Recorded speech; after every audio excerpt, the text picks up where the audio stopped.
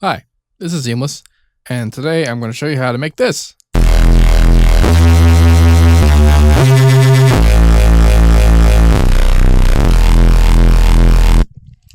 This is a relatively simple sounding, but very solid, like old school Reese kind of thing. And it's not difficult to make, in most incarnations. Yeah, words.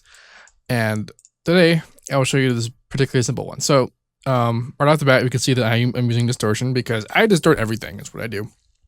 You can also see that the mix is right in the middle in between the saw and square formation of partials. And I also have Hertz unison engaged. The Hertz being the special kind of unison. And the detune function is being used. These are all the obvious things. Now, I'm going to turn off the unison. So basically what we're hearing right now is purely the effect of the detune function. And then I've described what the detune function does before, but I'll tell you again. And what it does is it moves the partials away from the fundamental. So the fundamental is at the very bottom most tone here, and the partials are all the rest of the harmonic partials. And then the detune function moves the rest of the partials away from the fundamental, as I described. And this causes a kind of the sort of phase warble, as I like to call it. I'm sure there's a term for it, but that's what I'm using. And it's pretty okay at low, when you're distorting it, basically hugely compressing it, you can hear the sound happening. So if I turn the distortion off, it's not as noticeable. It's still pretty noticeable, but it's not as noticeable. Again, it's called a detune function. You have to be careful of the fact that if you do too much of it, it will be noticeably not the right note that you're hitting. Even if the fundamental is still the right note, the rest of it will still make the apparent note different.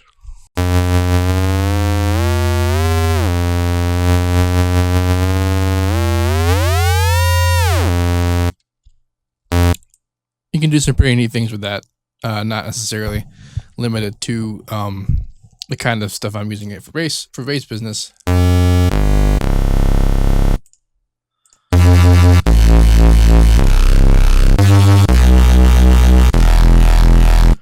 Now I am doing one more thing that's a little bit special with the unison.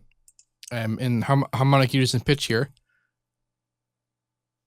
Yeah, harmonic unison pitch, I have the graph engaged like this, where normally you would see it like this.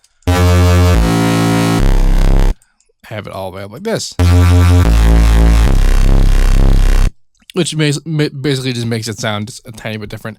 But and the reason why it's a tiny difference right now is because also I right click this edit articulator, and you have unison pitch thickness, which if you saw it down here was engaged. And what this does is that as I hit the note, the sound, the time progresses across this line, and it actually takes the value of this slider and brings it all the way down. However, the time that it was engaged at these values changes the sound in such a way that it will be effective when it changes the sound. You'll hear the difference in the sound.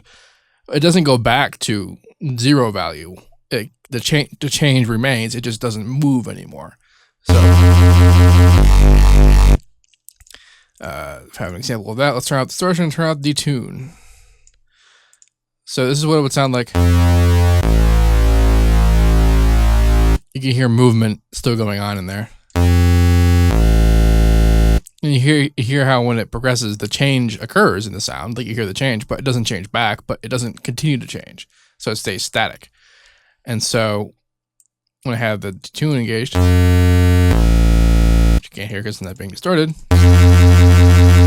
the phase pitch warble that we're hearing is the result of the detune, but the character of the sound is being defined by the unison up here.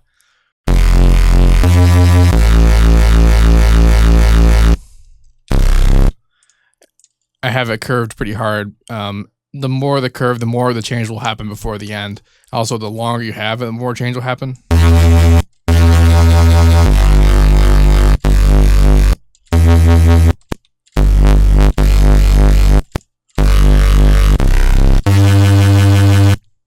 So those are some ways that you can mess with it to affect the sound.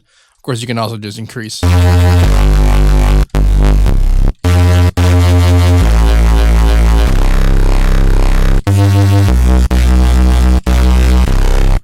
if you wanted to automate something to make the sound change live in the track, I would recommend this slider here. Right click, create automation clip. And that's basically all that's going on in this particular sound. It's rather simple. The key points are the detune happening. The higher the detune value, the faster the warble is. But as you heard, the more apparent the pitch difference is, which doesn't matter when it sounds by itself, but if you were to put the sound in with other stuff, it might sound out of tune, because it is.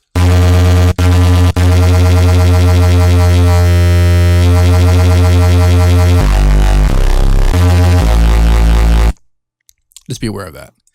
And of course, there's distortion enabled. I have a bit of the stereo separation going on. It's about 14% and a little bit up here. That's what it sounds like monoed. Good times. And then, of course, there's also the harmonic units and pitch window that has this business happening to it, which, this would actually have a pretty profound effect on the sound if it wasn't the hertz value.